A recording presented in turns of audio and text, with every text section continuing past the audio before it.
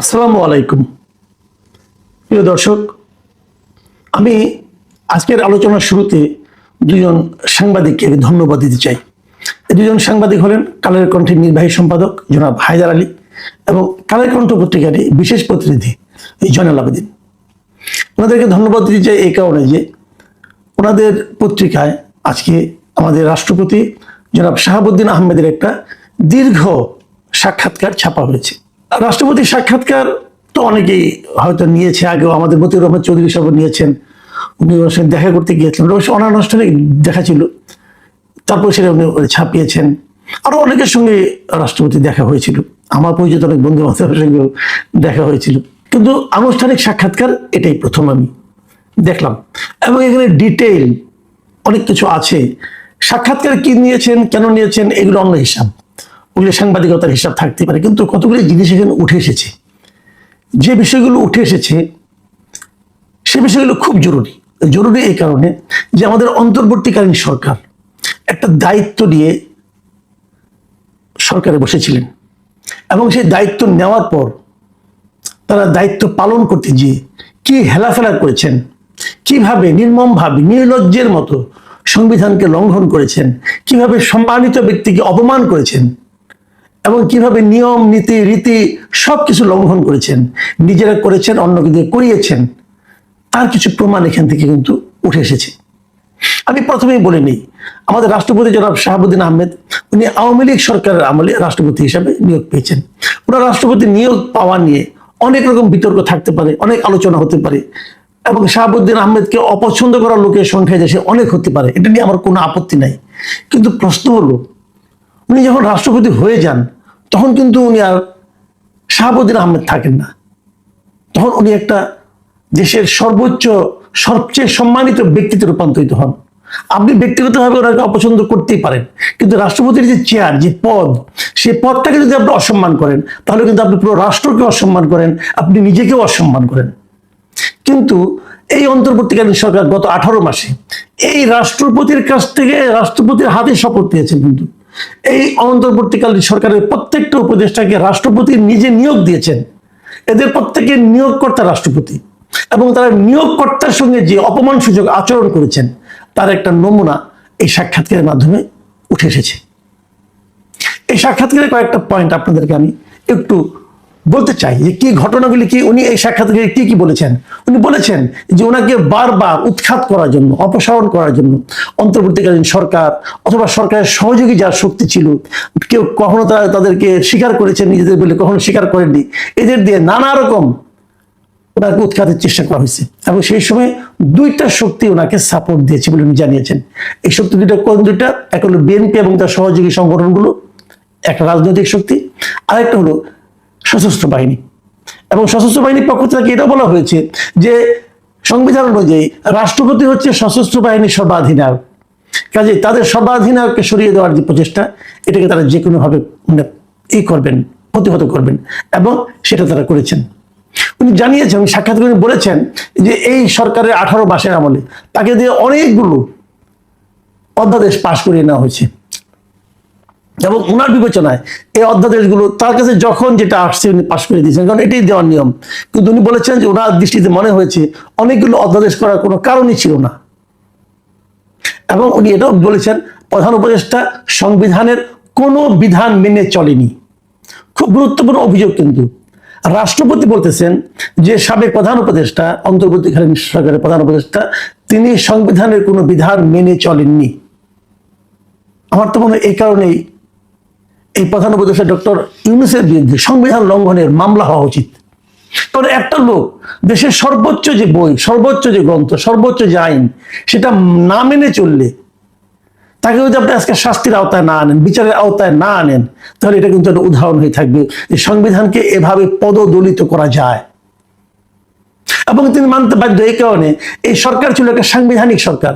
এই সরকার নিজেরাও দাবি করছে তারা সাংবিধানিক সরকার এবং সংবিধানকে সমুন্নত রাখার শপথ তারা এই রাষ্ট্রপতির কাছে নিয়েছে, অথচ ওনারা নিজেরা সংবিধান মেনে চলেননি।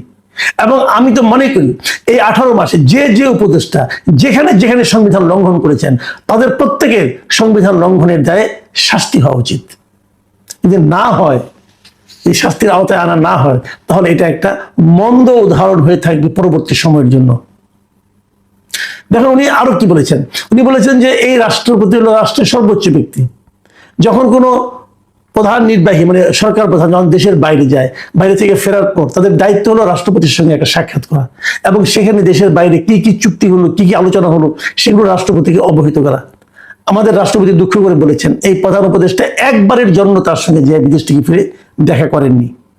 এমনকি কি কি চুক্তি হয়েছে এগুলো ওনাকে অবহিত করেননি।